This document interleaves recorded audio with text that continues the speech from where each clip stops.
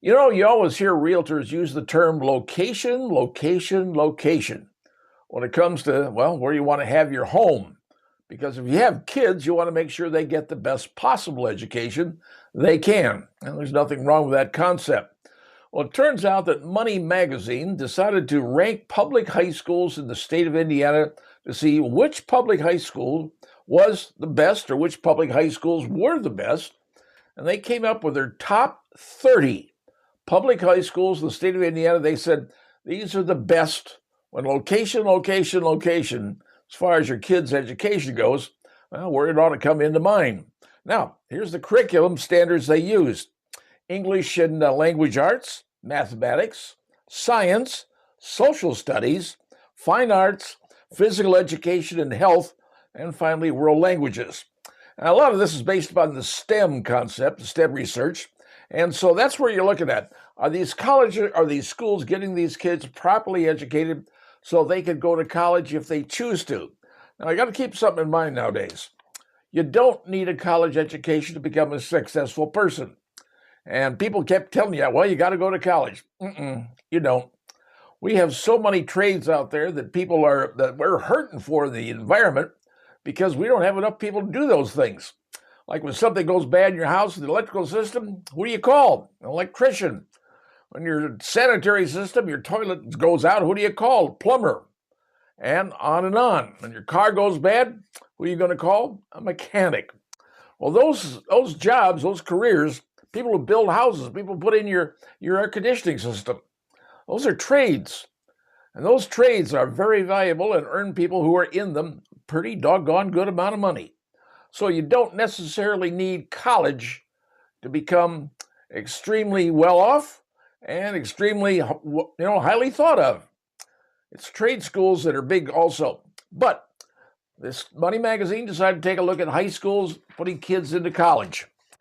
We'll rank the first top 10 and see where our city came in. Number 1, Carmel High School down there in Carmel, Indiana. 5,000 plus students. Number 1 school in the state for, well, all the things, the curriculum standards and benchmarks. And Carmel does pretty well in the athletics area as well. Number 2 is Zionsville High School. Number 3, West Lafayette Senior High School. Started 7th grade and go all the way up to 12th grade. They're number 3 in the entire state for, well, education.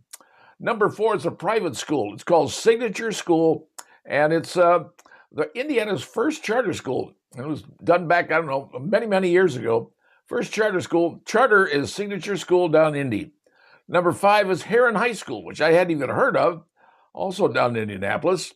Number 6, Fishers, Indiana, another affluent area of the state of Indiana. They're number 6. And from the same area, number 7 is Hamilton Southeastern.